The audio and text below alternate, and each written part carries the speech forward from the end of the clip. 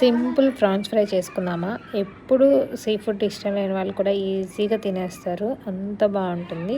Simple వేలో చేసేసుకుందాం. ఇది వచ్చేసి ఫస్ట్ ఆయిల్ వేసి మనం దాంట్లో కొంచెం పచ్చిమిర్చి వేయాలి.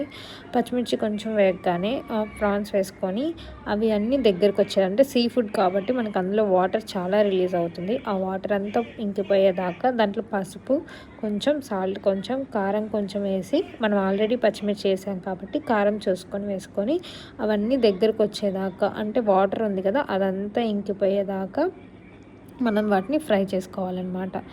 మీకు సేమ్ ఇక్కడ చూస్తున్నట్టు మీరు ఫాలో అయిపోండి. చాలా బాగుంటుంది, అసలు చాలా కమ్మగా ఉంటుంది. తింటున్న కొద్దీ తింటారు, చిన్న పిల్లలతో సహా అందరూ తింటారండి. ఇలా వాటర్ అంతా ఇంకిపోయి దగ్గరగా అవుతున్నప్పుడు మనం దాంట్లో కొన్ని ఆనియన్స్ కూడా కొంచెం దగ్గరగా ఉడికాక దాంట్లో కొంచెం అల్లం వెల్లుల్లి పేస్ట్ కూడా వేసుకోవాలి. ఒకసారి వీడియోలో చూస్తున్నట్టు చేసుకోండి మీరు.